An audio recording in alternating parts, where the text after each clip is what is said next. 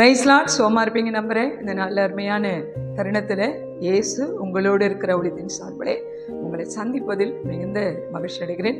நல்ல ஒரு காரியத்தை குறித்து தியானிக்க போகிறோம். ஆதியாகமம் 28ஆம் அதிகாரத்தில் 15வது வசனம் வாசிக்கலாமா? நான் உன்னோடு இருந்து நீ போகிற இடத்திலெல்லாம் உன்னை காத்து இந்த தேசத்துக்கு உன்னை திரும்பி வர பண்ணுவேன். நான் உனக்கு சொன்னதை செய்யும் அளவு உன்னை கைவிடுவதில்லை என்றார். ஆமேன், அல்லேலூயா. இன்றைக்கு கர்த்தருடைய பிள்ளைகளை இந்த வார்த்தை யார்கிட்ட பேசுகிறாரு? யாக்கோபுகிட்ட பேசுகிறாரு. யாக்கோபுகிட்ட எந்த மாதிரி சூழ்நிலையில் பேசுகிறாரு? அவன் ஒன்றுமே இல்லாமல் பேரண்ட் வெளியே போ அப்படின்னு சொல்லிட்டாங்க. அவங்க மாமா வீட்டுக்கு போ அப்படின்ட்டாங்க. ஏன்னா அவன் செய்த தவறு நிமித்தம் அவனை வெளியே அனுப்புகிறாங்க. அவங்க அண்ணனை ஏமாற்றிட்டான், அப்பாவை ஏமாற்றிட்டான், அவன் ஏதாவது கொல்லப்பட்டுருவான்ற பயத்தில் அவங்க அம்மா அவங்க அப்பாவோட பேசி வெளியே அனுப்பிட்டாங்க. இப்போ கையில் ₹1 இல்லை, துணைக்கு ஆள் இல்லை, கூட ஒருத்தருமே இல்லை.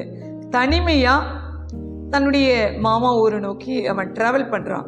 ட்ராவலில் ஒரு நாள் நைட்டு ஒரு இடத்துல படுக்கிறான். அப்பொழுது கர்த்தர் அவனோடு கூட இடைப்படுகிறார். ஆமேன். அப்படியே வானத்திலேருந்து ஏணி வைக்கப்பட்டு ஏறுவதும் இறங்குவதுமா இருக்கிறத அவன் பார்க்குறான். நீ கர்த்தருடைய பிள்ளைகளே, நிறைய நேரத்தில் தனிமையில் இருக்கும்போது ஆண்டவரோடு பேசுங்க. நம்ம தனிமையில் என்ன செய்கிறோம்? மனுஷங்களை தேடி போகிறோம். நிறைய உலக மனுஷன் சொல்கிறான், நான் உனக்கு செய்வேன் செய்வேன் செய்வேன். ஆனால் செய்கிறாங்களா?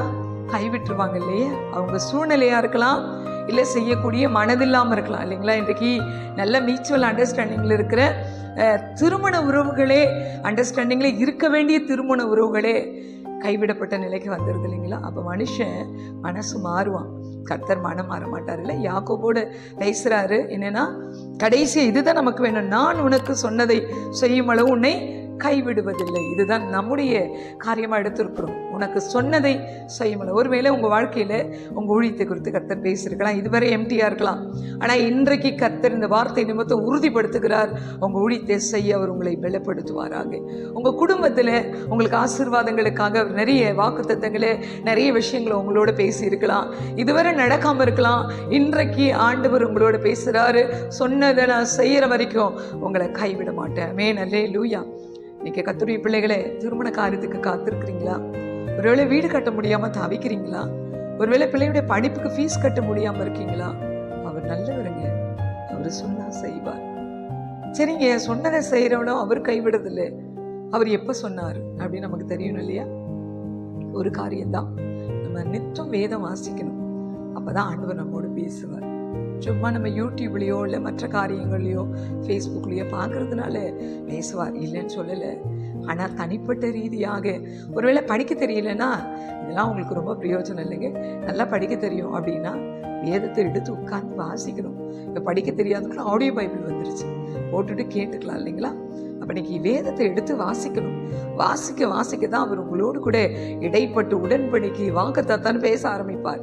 அதுக்கு தான் சொல்கிறாரு, நான் சொன்னதெல்லாம் செய்வேன். ஆமேன். அதுவரை உங்களை கைவிட மாட்டேங்கிறார். அப்போ கர்த்தருடைய பிள்ளைகளே, அதற்காக நீங்களும் நானும் ஆயத்தமாக இருக்கணும். உங்கள் வாழ்க்கையில் கர்த்தர் நிச்சயமாக எல்லா நன்மைகளையும் செய்வார். ஜெபிக்கலாமா? எங்கள் பரலோகத்தின் நல்ல தகப்பனே, இந்த ஆசீர்வதிக்கப்பட்ட அருமையான வேலைக்காக நன்றி. நல்ல பிள்ளைகள் அப்பா ஒரு வாஞ்சியோடு கூட அதை கேட்டுக்கிட்டு இருக்காங்க. அதற்கான ஆசீர்வாதங்களை வரத்திலிருந்து கட்டவிழ்த்து கொடுங்கப்பா. எதெல்லாம் இதுவரை அவங்க வாழ்க்கையில் பெண்டிங்காக இருக்கோ அத்தனையும் கர்த்தர் நிறைவேற்றி தரும்படியாக இந்த கரங்களை அர்ப்பணிக்கிறோம்.